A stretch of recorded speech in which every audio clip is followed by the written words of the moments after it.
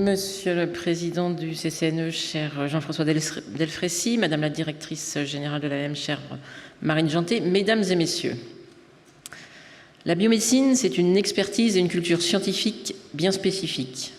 Vous opérez de façon permanente à la pointe de nos connaissances et de nos savoirs scientifiques sans jamais perdre de vue le bénéfice qu'en retirent vos patients que vous suivez avec passion.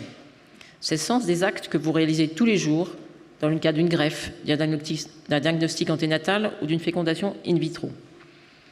Réunir tous les acteurs de ce secteur unique, des professionnels de santé aux associations de patients à l'occasion de ces 2 journées de réflexion est donc une initiative que je tenais à saluer.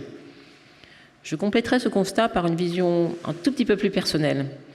Cette culture si particulière que j'évoque, je pense l'appréhender un tout petit peu mieux depuis 2019 et ma présidence de la commission spéciale de l'Assemblée nationale chargée d'examiner le projet de loi relatif à la bioéthique qui a été voté, Monsieur le Président, en août 2021 et pas 2022. 2 ans, c'est déjà long. Depuis lors, j'ai moi aussi un tout petit peu l'impression, mais alors vraiment un tout petit peu, de faire partie de la grande famille de la biomédecine. Et c'est pour cela que je veux vous dire ma joie d'être parmi vous aujourd'hui pour cette édition des rencontres de la biomédecine. Depuis ma nomination au gouvernement à l'été 2022, j'ai fait de la mise en œuvre de la loi de 2021 une priorité.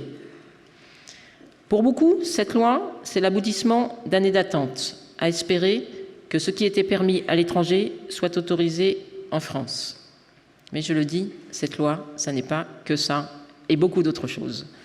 C'est notamment ce que m'ont expliqué Élise et Camille, que j'ai rencontré le 2 août dernier, pour les 2 ans de la loi, lors de ma visite du Sécos d'Amiens, alors qu'elles attendaient l'arrivée de la petite Gabrielle, née le 16 août. J'ai parfaitement conscience que derrière chacune de ces nouvelles familles que nous avons vues se former cette année, se trouvent des dizaines de professionnels de centres. Je tiens à saluer l'engagement total dont ils font preuve, alors même qu'ils ont dû faire face à des transformations sans précédent dans leur manière de travailler pour s'adapter à la nouvelle demande. Nombre de ces professionnels, je sais, sont dans la salle et je tenais à vous adresser mes plus sincères et réels remerciements. Si j'ai souhaité, dès mon arrivée au ministère, m'investir sur la mise en œuvre de la loi, c'est bien parce que j'avais conscience des défis qu'elle représente. Et donc, monsieur le professeur, presque l'évaluer en temps réel pour pouvoir nous adapter. Augmentation de la demande, allongement des délais d'organisation, organisation de nouvelles activités et mise en place de nouvelles pratiques. Nous avons dû ouvrir simultanément tous ces chantiers pour l'AMP. Et j'ajouterais même que l'application de la loi bioéthique va bien au-delà des sujets d'assistance médicale à la procréation.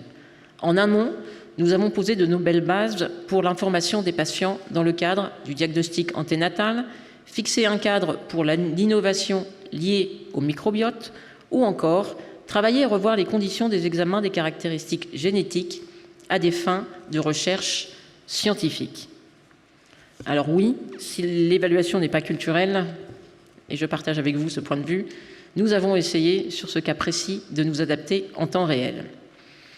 Alors, si tout n'est pas parfait, tous ensemble, je dis bien tous ensemble, ABM, professionnels de santé, associations et ministères, nous n'avons pas à rougir du travail accompli. Sur l'allongement des délais d'abord, je ne me résous pas à ce que l'ouverture de l'AMP à de nouveaux publics soit synonyme d'une dégradation de l'accès aux soins. Nous devons mieux répartir la charge entre tous les centres en mesure de pratiquer ces activités d'AMP.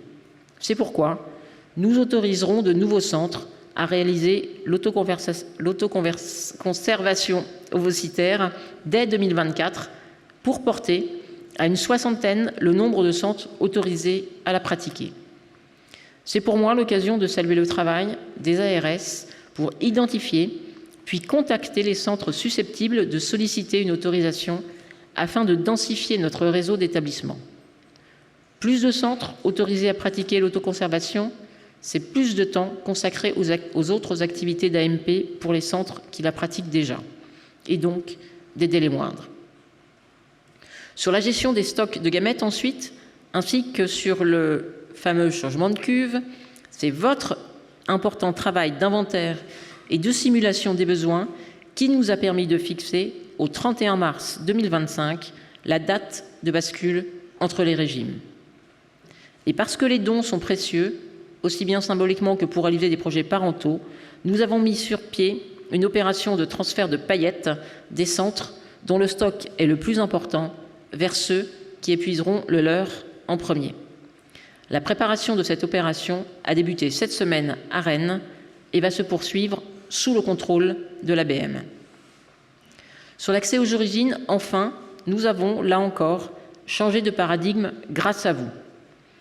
En un an, la CAPAD, la Commission d'accès des personnes nées d'une assistance médicale à la procréation aux données des tiers donneurs, a identifié 101 donneurs, adressé 77 lettres de réponse aux demandeurs et traité les sollicitations spontanées de 435 anciens donneurs. La Commission poursuit ses efforts avec les médecins de centres de dons pour identifier les 333 donneurs pour lesquels les recherches n'ont pas encore abouti.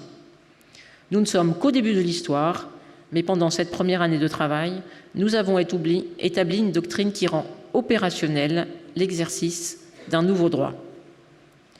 Au-delà des avancées encore à venir pour l'AMP, je souhaite que nous allions plus loin, notamment sur le don. En la matière, je considère que nous sommes à la croisée des chemins. Nos besoins ne cessent d'augmenter et dans le même temps, le secteur ne cesse d'innover. C'est le cas pour le plasma, avec les médicaments dérivés, pour les gamètes, afin d'anticiper des besoins qui pourraient croître, ou encore pour les cellules souches hématopoïétiques. Évidemment, et de façon plus générale, il nous faut plus de donneurs de sang et d'organes. Malheureusement, et je le déplore, la culture du don ne progresse pas aussi rapidement que nous pourrions l'espérer dans notre société. Toutefois, permettez-moi d'affirmer que ce n'est pas une fatalité. En France, nous avons la chance de pouvoir compter sur un modèle de don altruiste. Et croyez bien que j'en mesure la valeur. Malgré les difficultés, nous ne devons rien céder des principes qui ont permis à la biomédecine de se structurer jusqu'à aujourd'hui. Je suis convaincue que ce modèle est en mesure de répondre à nos attentes, mais pour cela, nous devrons collectivement provoquer le destin. Nous devrons aller à la rencontre de nos publics. Les candidats aux dons existent. Parmi les personnes en âge de donner leurs gamètes, près de la moitié se disent prêtes à le faire.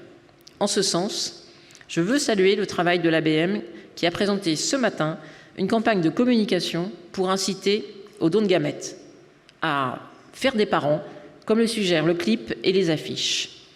Sans doute devrons-nous sortir de notre zone de confort, comme c'est le cas avec cette campagne, pleine d'humour, mais les Françaises et les Français sont prêts à entendre les messages que vous portez, que nous portons. J'en suis convaincue, ils sont prêts à aider à la recherche, à encourager l'innovation, à faire preuve de solidarité avec celles et ceux en attente. Ils sont prêts à donner. Je mentionne une campagne de communication, mais cela peut prendre plein d'autres formes. Nous devons être capables d'établir une relation particulière avec les donneurs potentiels, peut-être même singulière avec celles et ceux ayant déjà donné. Toutes et tous doivent être des ambassadeurs du don si nous voulons que le don gagne nos habitudes. Nous devons nous mettre en quête de normalisation alors que le don impressionne encore trop souvent ceux qui le méconnaissent. Le coût d'entrée est toujours trop grand, mais quand cette première marche est franchie, on voit que les donneurs reviennent. C'est là le second enjeu après la personnalisation de la relation avec le donneur, celui de la fidélisation d'une communauté. À ces quelques pistes sur le don ou l'assistance médicale à la procréation s'ajoutent vos nombreux travaux conduits lors de ces 2 journées.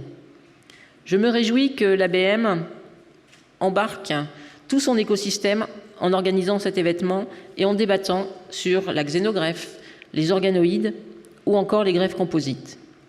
Vous participez à la construction d'un cercle vertueux qui veut que scientifiques comme patients se demandent de façon perpétuelle si ce qui est réalisable doit être réalisé.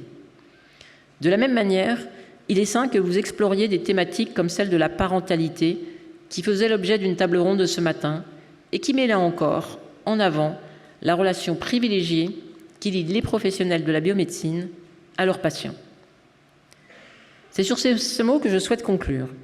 La biomédecine, malgré les difficultés auxquelles fait face notre système de santé dans son ensemble, a des atouts pour continuer sa marche en avant. Vous continuez à attirer des professionnels. J'ai pu le constater au Sécos de Thonon en parlant aux internes qui venaient de rejoindre le service. Et vous continuez d'apporter de l'espoir à celles et ceux qui rentrent dans vos services, dans l'espoir de concrétiser un projet parental. Alors, croyons en notre capacité à construire ensemble des prochaines évolutions auxquelles se prépare notre société. Je vous remercie.